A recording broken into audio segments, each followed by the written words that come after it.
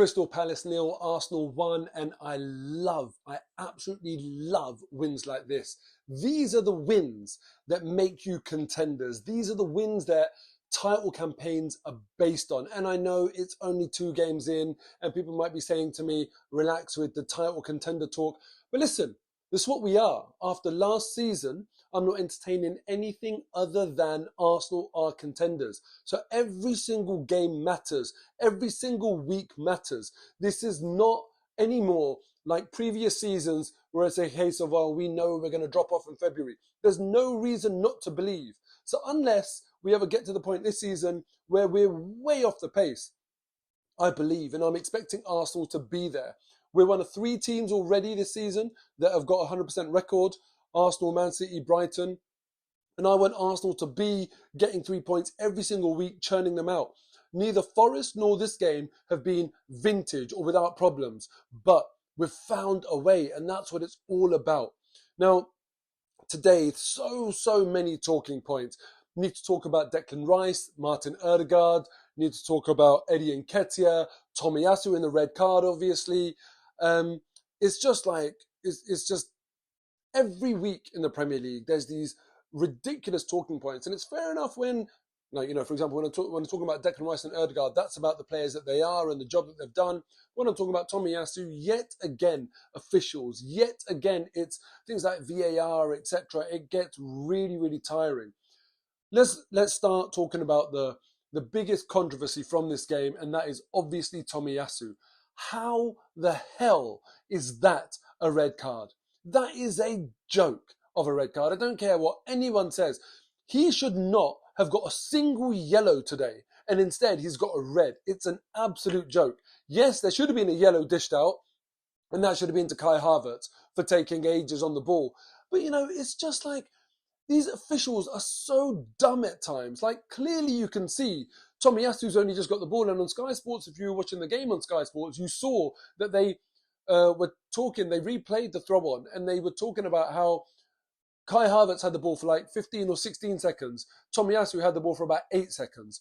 So why is Tomiyasu getting booked? How does that make any sense?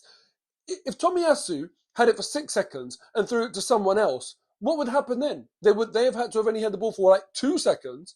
You can't just randomly book any old player to punish the team. Book the player who you should be booking. It should be a case of as soon as Havertz chucks that ball to Tomiyasu, right, you're time wasting, you're booked, then the next player will realise. The fact of the matter is, though, it shouldn't have mattered.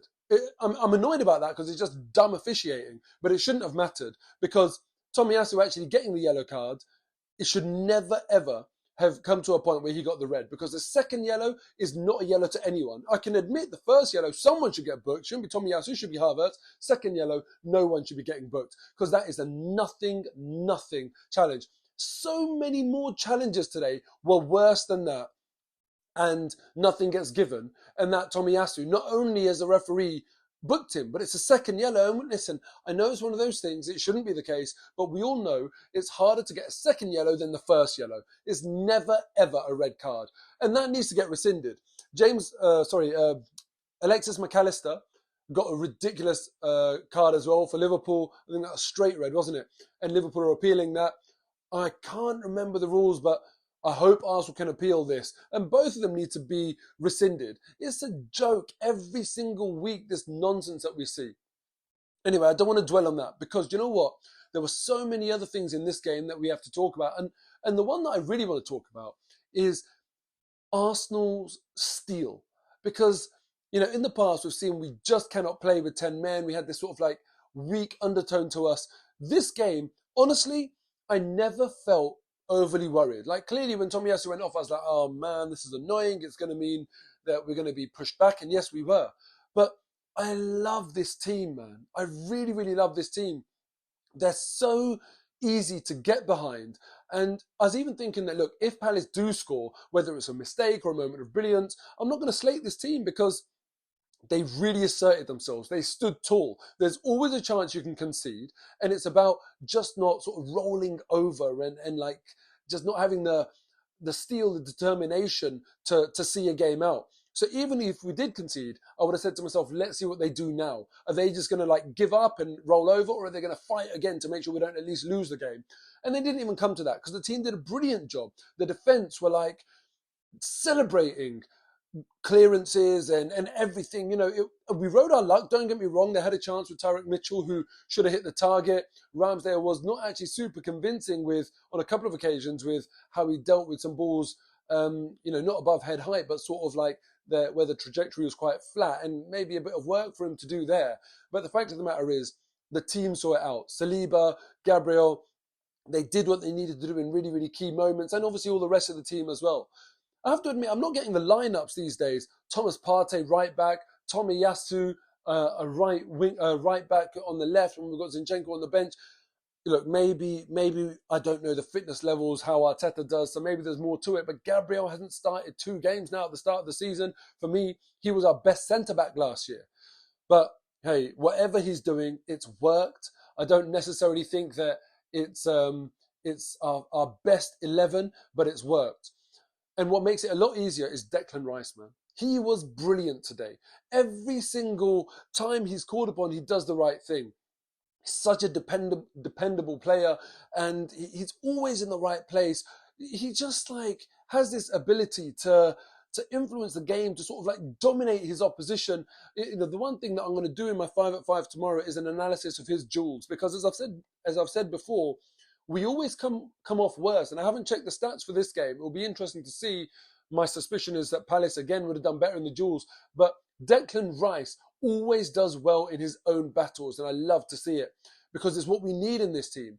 Thomas Partey as well, he did quite well today, but Martin Ødegaard is the one for me. He just sets the tone, real captain's performance. He leads the team, not in a way where he's standing up and shouting at people, but I thought he did a really good job. But the player that I want to ask you about, and put it in the comments below, Eddie Nketiah. It's a game of sort of like 2 viewpoints with Eddie Nketiah today, because on one hand, he caused them trouble. He absolutely did. I thought he did brilliantly when he hit the post, the way he spun, the strength, the composure to make sure he gets a good shot off on target. I thought he played really, really well in that moment. Also, then the dink, where Declan Rice, a brilliant moment from Declan Rice to put him through. And it just shows how good of a game Declan Rice had. Perhaps he's the man of the match for me today. But he created that brilliant chance for Nketiah. Obviously, he has to do better. But Nketiah playing really well, staying on side, always alive. So, it looks bad because he hasn't finished it, but all the build-up to that was really good. And then, of course, winning the penalty. Alive, spinning off. Maybe it's a training ground routine, but Nketiah was just sharp to it, saw the opportunity and won the penalty. And that ultimately has won us the game. So how do you view the Nketiah performance? Is it a case of he should have scored 2? Or is it a case of actually, no, he was the person that made the difference in the game today? I'm going to give him praise. I'm going to give him credit. I would have liked it if he had scored. But listen, I think in both games this season so far, he has made the difference. He's been really, really good. So I'm going to give him a lot of credit. And I'm going to say that he's done the business for Arsenal today. Let me know your comments in the comments below. What are your thoughts about Eddie Nketiah, and also who your man of the match was? Arsenal 2-2, a proper team performance. And, I just love to see it. Don't forget, a couple of years ago, we were saying at least we want a team that's a proper contender. That is what we've got. Come on, Arsenal. I can't wait for next week already.